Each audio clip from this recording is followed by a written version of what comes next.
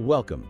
We are so glad you're here with us today because we have a deep dive that is completely custom tailored just for you. Yeah, we're really excited about this one. We are, as the third person in this conversation, we want you to just get comfortable and get ready to challenge some deeply ingrained assumptions. Because we're pulling from a really comprehensive body of work today. It's called The Science of Natural Beard Growth and Grooming Mastery. Right. And our mission for this session, we are going to completely shatter the widely held and frankly kind of defeatist myth that beard growth is entirely just a roll of the genetic dice. It's such a pervasive narrative, isn't it? Oh, absolutely. If you've ever looked in the mirror and felt frustrated by a beard that's patchy, thin, or, coming in unevenly, we're going to equip you with the actual science-based reality of exactly why that is happening. And more importantly, how much of it is actually under your control? Because you hear guys say all the time, well, my dad or my grandfather couldn't grow a thick beard, so I'm just biologically locked out of having one. Right, the old bad genes excuse. Exactly. And while genetics absolutely establish a baseline, this material makes it incredibly clear that your DNA is just the architectural blueprint. It is not the entire building. I really like that analogy. Yeah, the reality is that a massive percentage of men are actively, though completely unknowingly, doing things that severely bottleneck their own natural growth potential. They blame their genes when they really should be looking at their routines. Okay, let's unpack this, because if you take nothing else away from our conversation today, it needs to be this. The solution to a thin or patchy beard is absolutely not found in late-night marketing hype. Definitely not. It's not found in rubbing some overpriced, supposedly magic botanical oil on your face and just crossing your fingers. The real solution is grounded entirely in human biology and your daily habits. Right, and to understand those habits, we have to look at the foundational biology first.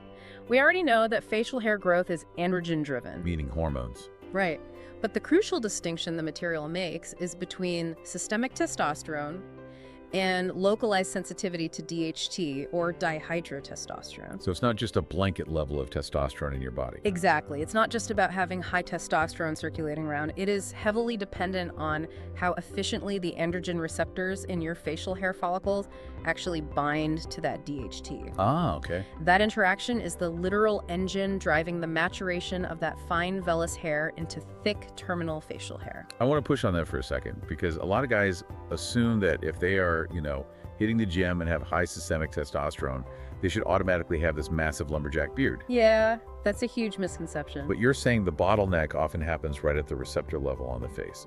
So what dictates how well that entire system functions? It comes down to a framework of 6 highly interdependent biological pillars. 6 of them, okay? Yeah.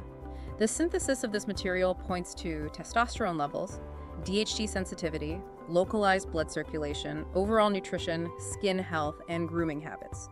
That's a lot of moving parts. It is. If a guy has high systemic testosterone, but terrible localized circulation to his face, those androgens are never efficiently reaching the follicle. So it's basically a logistics problem. You have the supply, but the delivery network is completely broken. What's fascinating here is how deeply interconnected these 6 factors actually are. A patchy, uneven beard is very rarely just a standalone, isolated problem. It's more of a symptom. Exactly. It is almost always a visible symptom that you are neglecting one or more of these foundational biological pillars.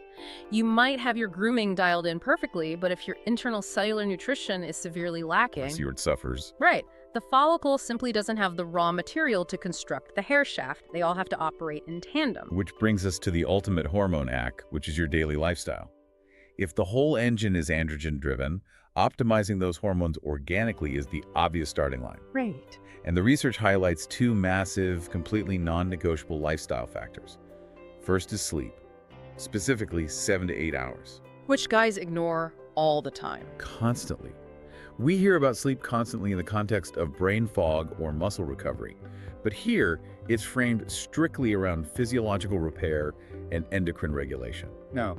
We aren't just talking about resting. No, not at all. We're talking about the specific stages of sleep, where the body actively pulses out the hormones required for this entire process. It is an active endocrine event.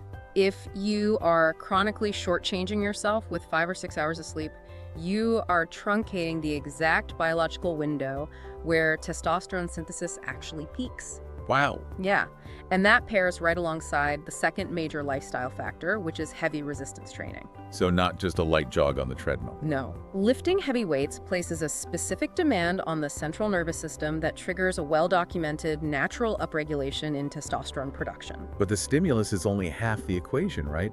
You can deadlift until you are blue in the face, but if you don't have the biological building blocks to actually synthesize those hormones... You're just spinning your wheels. That is where the diet comes into play, and specifically the absolute necessity of healthy dietary fats. The material explicitly points to eggs and olive oil as prime sources. which goes against all that old low-fat diet advice. Completely. The low-fat diet trends misunderstood this for decades. The cholesterol molecule is the literal backbone of the testosterone molecule. That's a crazy visual, but it makes perfect sense. It does. Dietary cholesterol and healthy fats are the raw materials your endocrine system uses to manufacture androgens. If you aggressively restrict dietary fats, you are essentially starving your body of the exact materials it needs to produce the hormones that drive facial hair growth. It's like trying to build a brick wall without any mortar. Exactly. And beyond the macronutrients like fats, there is a very specific protocol for the micronutrients required to support this hormone profile. The supplements. Right. The material highlights zinc, magnesium, vitamin D3, and ashwagandha. Most of us know zinc and magnesium are critical for over 300 enzymatic reactions in the body. Yeah, they're staples. But in this specific context, zinc plays a huge role in preventing the aromatization of testosterone into estrogen. Which is vital. And vitamin D3 acts more like a prohormone than a standard vitamin, directly correlating with free testosterone levels. Right. And then ashwagandha is there to manage cortisol. Right. Because chronic stress and elevated cortisol actively compete with and suppress testosterone production. If your body is stressed, it's not prioritizing a beard. Exactly. If we connect this to the bigger picture, what this data is really telling us is that your facial hair is acting as a biological mirror. A mirror. Yes, it is a direct, visible reflection of your internal health and your hormone balance. If your internal environment is optimized, meaning your endocrine system is supported by the right sleep architecture, the right central nervous system stimulus from lifting, and the right micronutrients. Your external appearance naturally reflects that vitality. You nailed it. I really want you to hold on to that concept.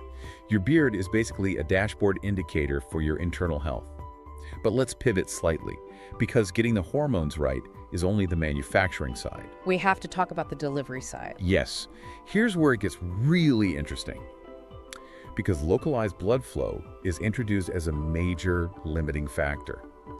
The equation is beautifully simple. More blood flow directly equals more nutrient delivery to the beard follicles. It's just plumbing, really. Exactly. Yeah. You could have your zinc, your vitamin D3, and your testosterone totally maxed out in your bloodstream, but if the capillaries feeding the follicles on your jawline are constricted or inefficient, none of it matters. The logistics network fails. Right. And the actionable methods detailed here to increase that localized circulation are very targeted. It mentions facial massage to mechanically stimulate surface level blood flow and general cardiovascular exercise to increase systemic output. Get the heart pumping. Exactly. But the standout, highly specific method recommended is derma rolling. Now, since most guys looking into hair optimization are already familiar with the concept of derma rolling for the scalp, the fascinating part here is how that exact same mechanism is mapped to the face. Right. The principle is identical. You're creating microscopic punctures in the stratum corneum to trigger the body's natural wound healing cascade. And that cascade forces a massive rush of blood to the area. Yes, a localized rush of nutrient-rich blood, collagen production, and growth factors, which is exactly what dormant or slow-growing facial hair follicles require to push into an active growth phase. But there is a catch with doing this on your face, isn't there? A big one. The protocol for the face is distinctly different than the scalp. The strict recommendation here is 1 to 2 times weekly. Tops. Tops. Pushing past that frequency on sensitive facial skin doesn't accelerate growth, it just invites chronic inflammation. And inflammation actually halts hair progression. And speaking of halting progression, there is a massive red flag raised regarding smoking. Oh. If you are doing all this work to increase circulation, lifting, derma rolling, dialing in your diet smoking, actively induces vasoconstriction. It shrinks the blood vessels. It's totally counterproductive. It is the equivalent of trying to water a garden while someone is standing on the hose, you are actively strangling the follicle's blood supply. It was completely undermines the entire process. Right. But on the flip side of that, the material briefly notes that supplementing with L-arginine can help. That's amino acid, right? Yeah, an amino acid that serves as a precursor to nitric oxide. It can play a really positive role. Nitric oxide acts as a vasodilator, helping to keep those pathways open and supporting the overall circulation needed to get that nutrient-dense blood exactly where it needs to go. So we have the internal hormones optimized and we have the delivery system dilated and working efficiently. But then the material pivots to something I think a lot of men are going to wince at, which is self-sabotage. The grooming habits. Yes. We spend all this time and energy trying to build the beard up from the cellular level inside the body, and then we absolutely destroy it on the surface through atrocious grooming habits. It happens all the time. The primary offenders listed here are dry shaving, using dull or cheap razors, completely skipping any kind of pre-shave skin prep, over-trimming when the beard is in a vulnerable growth phase, and splashing harsh alcohol-based products right on the face. It is entirely counterproductive to the biological goals we just discussed. You cannot grow a premium crop in toxic, depleted soil. It just defies logic. So if that is the sabotage, what is the actual grooming protocol?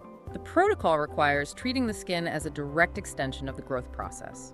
Investing in a high-quality shaving system that utilizes skin-friendly, hydrating formulas is non-negotiable. So ditch the canned foam. Completely. It means using a proper shaving cream that provides actual glide, a sharp, high-quality single blade to minimize passovers, and a routine that prioritizes preserving the skin's moisture barrier. Because healthy skin equals a healthy beard. Exactly. By protecting the skin, you are maintaining a healthy, low-inflammation environment. The products you use to edge or maintain your beard shouldn't just be about hair removal. They must be actively protecting the structural integrity of the skin surrounding the hair you are trying to keep. Protect the soil, protect the crop. And that brings us to the actual structural components of the hair shaft itself. We talked about the micronutrients needed for hormone production, but the follicle also needs specific building blocks to physically construct the hair. Right, the raw materials. The core nutritional components called out here are protein, iron, and omega-3 fatty acids. Which makes perfect biological sense. Hair is primarily composed of a rigid protein called keratin. If your systemic protein intake is deficient, your body operates on a hierarchy of survival. It's going to keep you alive first. Right. It is going to prioritize sending amino acids to your vital organs and your skeletal muscle long before it sends them to produce facial hair. That makes sense. And iron. Iron is equally critical because it is a core component of hemoglobin, which is what allows your red blood cells to actually carry the oxygen to the cellular matrix of the hair follicle. Okay, and the omega-3s. Omega-3s are essential for maintaining the hydration and lipid health of both the skin and the hair shaft itself.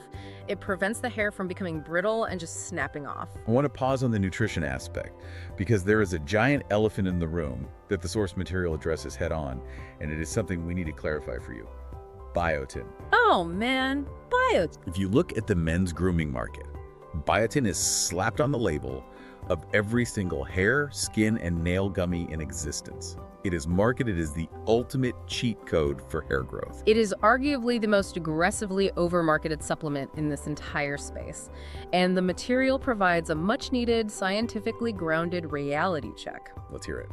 It explicitly clarifies that while biotin, which is vitamin B7, is absolutely necessary for keratin infrastructure, taking massive megadoses of it only helps your beard growth if you are actually clinically deficient in it to begin with. Let me reiterate that for you because it goes against millions of dollars of marketing. Yeah. It only accelerates growth if you are fixing a deficit. Precisely. Because biotin is a water-soluble vitamin. If your body already possesses adequate levels of biotin from a balanced diet, which, by the way, most people do, taking a gummy bear with 10,000 times the daily value isn't going to magically supercharge your follicles. Where does it go? Your body will utilize what it needs for baseline function and simply excrete the excess in your urine. You cannot force a biological system to overperform simply by flooding it with a water-soluble vitamin it doesn't even need. It is a prime example of why you have to understand the science rather than just buying into the hype. You have to be strategic, not just blindly throwing supplements at the wall. Exactly. And that strategic mindset is exactly what's required for the final and perhaps most difficult phase of this entire process, understanding the biological growth cycle, and managing your own psychology. The psychology is often where the whole endeavor falls apart for guys. To master that, you have to understand the 3 distinct cellular phases of hair growth. Let's walk through them. First is the anagen phase. This is the active growth window. The matrix cells in the root of the hair are dividing rapidly, sometimes every 39 hours, adding physical length to the hair shaft. So anagen is the active construction zone. Right. And the duration of this anagen phase ultimately determines the maximum length a specific hair can reach. Following the anagen phase is the catagen phase. What happens then? This is a short transitional period where the hair follicle actually shrinks and physically detaches from the dermal papilla, cutting off its own blood supply. It signals the definitive end of active growth. Okay, so growth stops, then what? Finally, the follicle enters the telogen phase, which is purely a resting state. The fully formed hair just sits dormant in the follicle until it eventually sheds, and the entire cycle kicks back off with a new hair entering the anagen phase. So what does this all mean? Why do we care about the specific cellular mechanics of anagen and telogen? We care because understanding this staggered biological cycle is the only way to develop the most vital tool in this entire process. Patience. Patience is everything here. The material emphasizes a crucial point. Most men quit entirely too early. They fix their diet, they start lifting, they derma roll for 3 weeks, and then they look in the mirror, see a patch that hasn't filled in yet, and they just shave the whole thing off in frustration. It is a profound mismatch between consumer expectations and biological reality. You have to remember that the hair follicles on your face are not synchronized. They are all operating on completely independent timelines. So they're all in different phases. Exactly. While some are in active anagen growth, others in that exact same patchy spot might be deep in the dormant telogen phase. The material provides a very clear, scientifically sound timeline. You must commit to this optimized routine for 3 to 6 months to see visible structural improvements in density. 3 to 6 months. That is a full season of your life. Yes, it is. You are literally waiting for dormant follicles to shed, re-enter the anagen phase, establish a new blood supply, and for the physical accumulation of keratin to become visible to the naked eye. It is a biological construction project, and it absolutely cannot happen overnight, regardless of how dialed in your routine is. It really puts things into perspective and forces you to play the long game. It does. We have covered a massive amount of physiological ground today, so let's synthesize exactly what we've learned. If you take away just one central operating principle from this deep dive, let it be this. Growing a thicker, denser beard is not about finding a secret serum or blaming your grandfather's genetics. No. It is entirely about mastering your own biology and enforcing daily habits that support that biology. It means organically optimizing your androgen profile through rigorous sleep and heavy resistance training. It means ensuring you have the dietary cholesterol and micronutrients to synthesize those hormones. Right. It requires maximizing localized blood flow through targeted derma rolling and avoiding the vasoconstriction of smoking. And finally, it demands grooming habits that fiercely protect the skin's barrier rather than destroying it. You align those biological pillars, and your body will respond. This raises an important question, and it's one I really hope you sit with after we wrap up. When you audit your own daily routine, are you truly giving your biological systems the fundamental foundation they require to perform at their peak? That's the real test. Or have you been falling for the marketing, hoping for a superficial quick fix that simply defies human physiology? The science is incredibly clear. The body is a highly responsive, adaptable system, but it demands relentless consistency and the precise biological inputs to yield the outputs you want. And I want to leave you with one final provocative thought to mull over or explore on your own today. We just spent this entire session establishing that your facial hair is essentially a real-time, highly visible dashboard for your internal health. A literal mirror. Exactly. It is broadcasting the quality of your sleep architecture, your endocrine balance, your cellular nutrition, and your vascular efficiency. So if something as seemingly straightforward as a patchy beard is actually a complex billboard for your internal biological state, what other physical traits, performance plateaus, or everyday annoyances have you been completely writing off as just bad genetics, when they might actually be entirely within your power to optimize and fix? Think about that the next time you look in the mirror. Thanks for joining us for this deep dive, and we'll catch you next time.